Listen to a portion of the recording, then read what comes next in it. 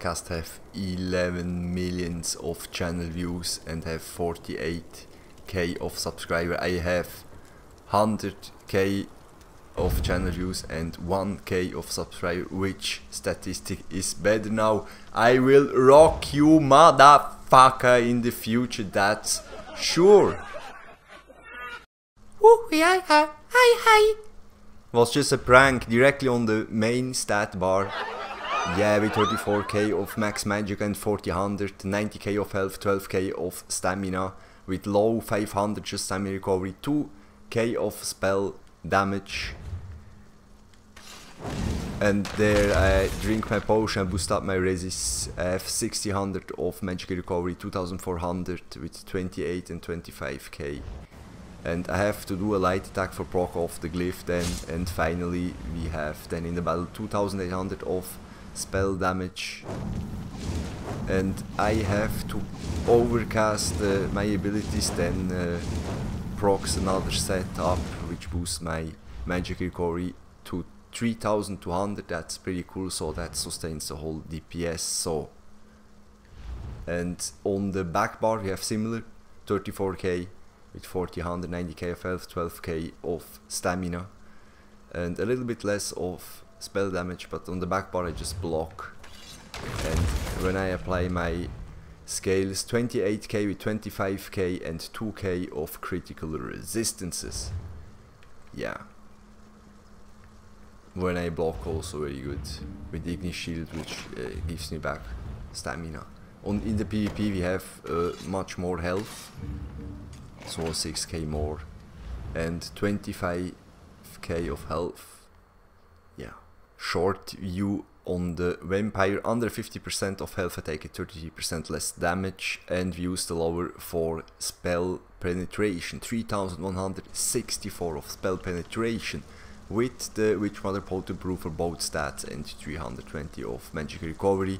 You could use also max stats, and the spell of weapon power is really important for the major savagery, which I don't got on my main bar. Like sets, I wearing 2 Skoria, 2 in impen, 5 on the body, heavy, and 3 jewelry, 1 sword and shield on both bar. I have all 3 set bar active, and the main set is innate Axiom, which gives me 400 of spell damage on every class abilities, and on my main bar I have just class abilities.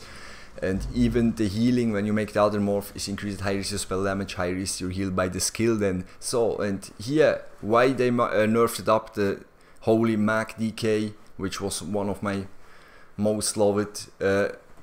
You have Burning Talent, which procs Skoria. You can hold 4 opponents at the same time and makes good damage. And he have to use stamina for breakout there.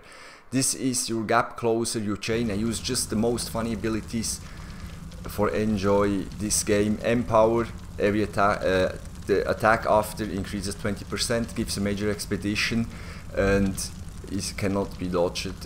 Yeah, this one also cannot be blocked or dodged. This is fossilize, and when the effects end, you set them off balance with your lash, increases then at 10% of additional damage.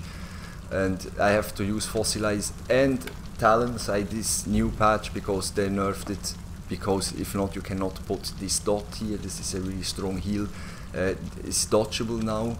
The ambers, like also the power lash, the fire lash is also dodgeable. And so when I increase it with my shield, 93% of mated damage and 93% of the outro damage heals you up. Pretty cool. It's a heal over time.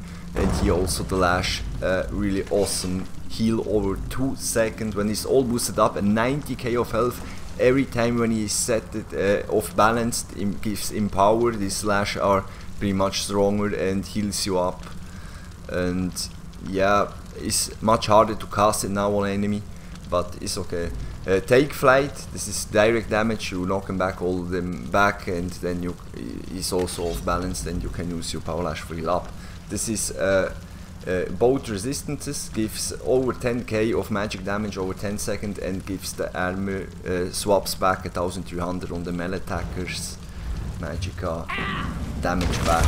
And invigorating bash, or how you call it, a 43% for 10 seconds. You put this dot like pierced armor, this goes 10 seconds, the pierced damage 12 seconds, and so he cannot heal up for a 43%. I chose it this more for a magicka build because simply when I cast it together with Ignis Shield gives 50% of health back. You can make the other morph also, which then synergize with the magicka DPS, more heal, but I find it out this is better because 8% of healing received by percent, and obviously a 20% of stamina recovery. And this the Ignis Shield, when I pop first the Ignis Shield and then the green dragon blood heals me for 50% of missing health. This is the pierced armor, gives major breach and major fracture over 12 seconds, and you have to keep up this pretty much with 10 seconds of 43% of less healing, health recovery, and less healing received. Pretty good. And the shield wall, when you are really out of stamina or when you are in the shit, costs just 135, like the take flight costs just 110, so you can pop off this pretty much fast as heavy, and yeah, it can save you for 7 seconds if you like. Think about which morph you make. The most run magic wall, but I propose the other morph because when you play on a magicka, yeah, so with I have 3 things which gives me stamina. A 12% by the Dragonite passive when it's active, burning volatile armor or the dragon blood. Here increases the health recovery, more dragonic slotted, more health recovery from the Ignis Shield. Because we use Ignis Shield, we restore.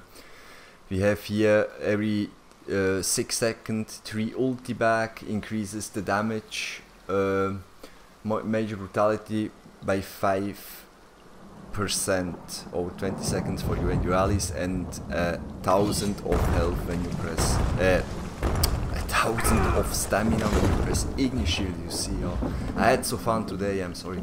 And here increases the duration of the. Okay, here when you pop off your ulti, which are pretty cheap, like take flight 110 and the shield, you restore even more resources by the Dragonite passive. It's really important and functional, especially for the PvP. And what I forgot to say there, yes, I do from the one in shield.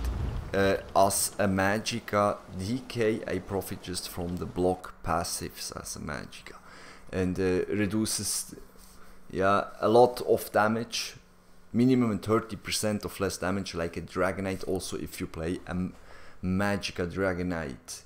And important maybe is the last passive is increased your movement speed by 60% while you are blocking by many. 50% from the incoming projectiles which you can block as a Dragonite, you block already a 40% less damage when you block also as a magicka. 56 for a break free, 75 Arcanist, nothing in the tenacity because I run the Lich and I can sustain a high DPS, also with 730 befall for less healing. The Lich gives me over 3000, so I can keep up a high burst, I have good heals, I have good resistances, I have all good. Plus is all ranged, welcome Skoria is awesome. Elemental just 8 because I'm already a HighElf. I got I got another 4% increased fire and magic damage. The rest goes in crit with pierced damage together, and the Arcan Well, when you drink a potion, costs 80% less. 56 for direct damage, and here both passive, so when I block I can swap back a little bit damage. And 75, the most important for damage over time, like your Amber or a lot of damage over time we didn't speak it about because exploit the passive when you're off balance increases the whole damage by 10% again. And really important, 56 in Iron Claw, direct damage, and resilient passive I have. And here we have all pretty much 20% for thick skin I make now, because Unchained on a magicka build is really important, and 24% less damage from light and heavy attacks. This day was awesome. Every build video in future will go under 10 minutes, and I will make separately skills video. I hope you enjoy. Did you know that Alcast lives 40 minutes from my home and has 129 hidden messages this video? It took 50 hours to make.